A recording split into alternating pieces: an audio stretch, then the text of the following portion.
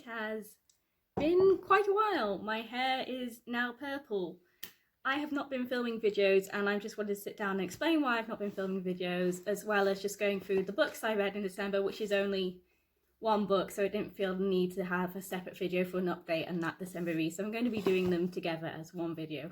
I have little notes here and I have my colour changing TARDIS mug that I got for Christmas.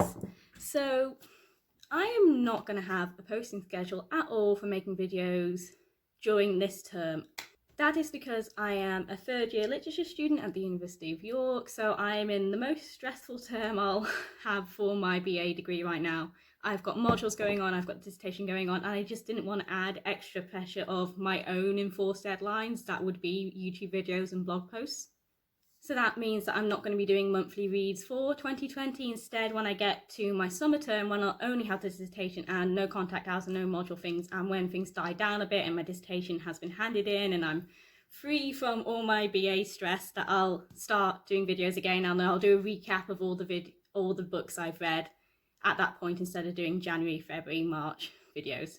So expect in May a big recap of all the things I've been reading, and my reading has been going well, mostly because I have a heck of a lot to read for my modules this term. I'm doing a module on Jane Austen, which is a novel a week, and I'm also doing a module on British sci-fi and fantasy, which is about 2 novels a week. So I'm very, very reading list heavy this term, which is why I'm very, very stressed. Those monthly reads will not be happening until about May.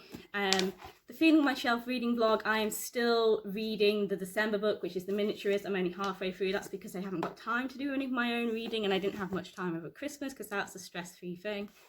Stressful time. And the Feelingmyshelf book club on Instagram didn't actually run for January to give Zara a break, who is also in the same position as me, doing the exact same degree and is also a very stressed little bean right now. So I don't think I'll be able to get February's book read, but I will try for March, so there won't be a Feelingmyshelf reading vlog apart from this one when I eventually do finish it.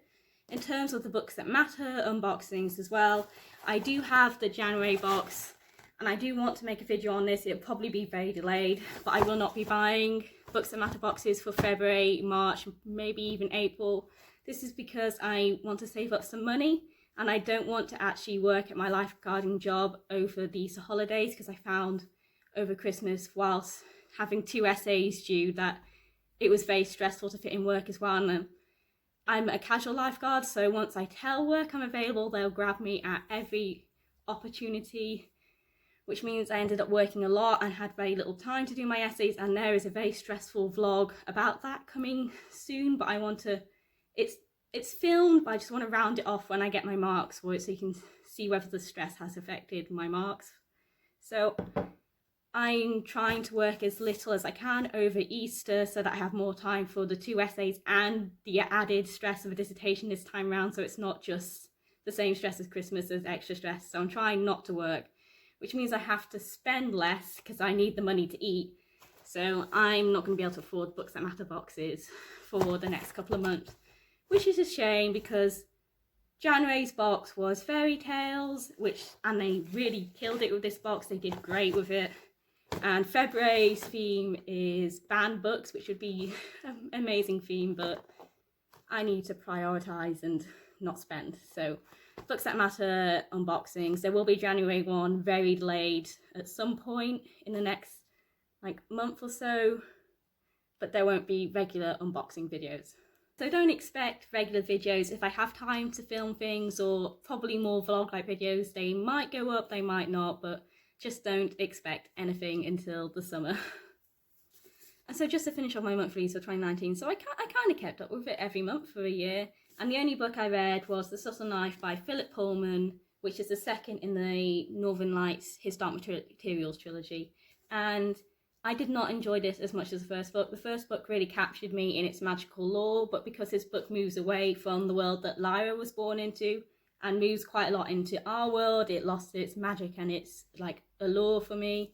I really don't like when fantasy mixes our world with magical worlds because it loses the escapism aspect for me, and it was also just a tiny bit boring. It was very philosophical in what it was trying to do, which is just not what I want from fantasy. I want the details of the world, not detailed thought. So this really did dip for me.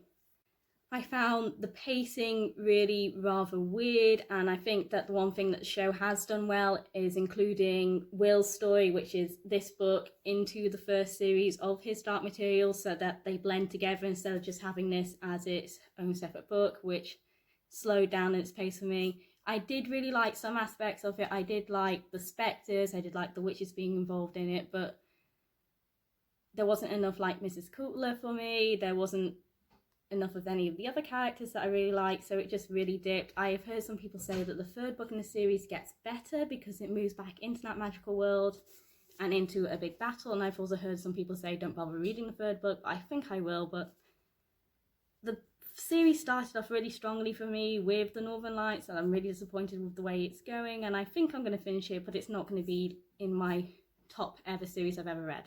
So I've given The Subtle Knife by Philip Pullman 3 stars, and they were all the books that I read in 2019. So that's a little update. Don't expect any videos for a while because I'll be stressed out of my mind. So thank you for watching. Like, comment, subscribe, and I'll see you in the next video.